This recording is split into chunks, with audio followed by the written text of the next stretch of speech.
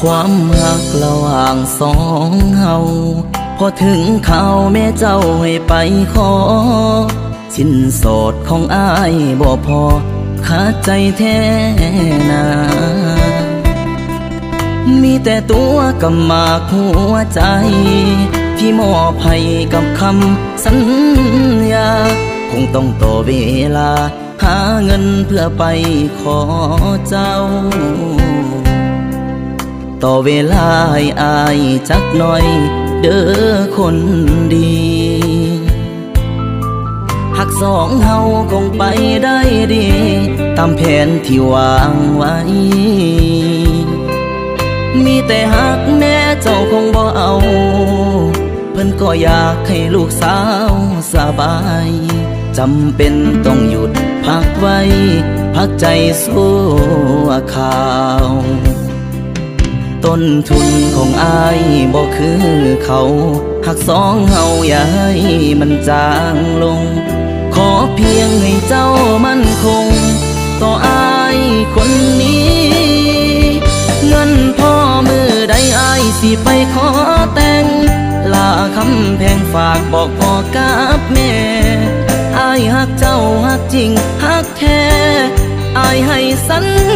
ญาขอเวลาอีก2-3 ปี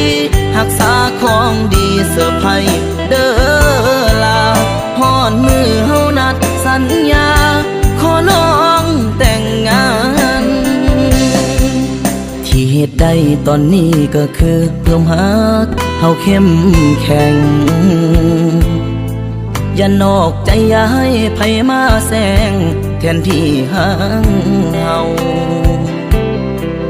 ฝากเดือนฝากดินฝากฟ้าจงรักษาคุ้มครองสองเฮาจะกลับมาสู่ขอแต่งเจ้าในมือเงินพอ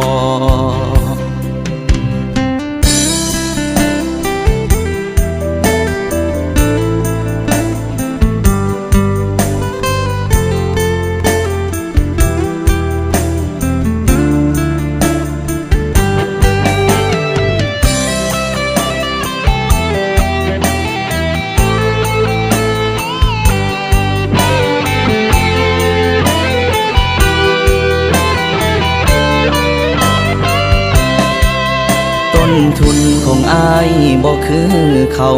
หักสองเฮาอย่าให้มันจางลงขอเพียงให้เจ้ามั่นคงต่ออายคนนี้เงินพ่อมือใดอายสิไปขอแต่งลาคำแพงฝากบอกพ่อกับแม่อายหักเจ้าหักจริงหักแท้อายให้สัญญาอีก2-3 ปีหักษาของดีเสื้อไผ่เด้อลาฮอดมือเฮานัดสัญญาขอน้องแต่งงานที่เหตุใดตอนนี้ก็คือเพิ่มหักเฮาเข้มแข็งอย่านอกใจอย่าให้ไผมาแซงแทนที่ห่างเฮาฝากเดือนฝากดินฝากฟ้าจงรักษาคุ้มครองสองเฮาจะกลับมาสู่ขอแต่งเจ้าในมือเงินพอ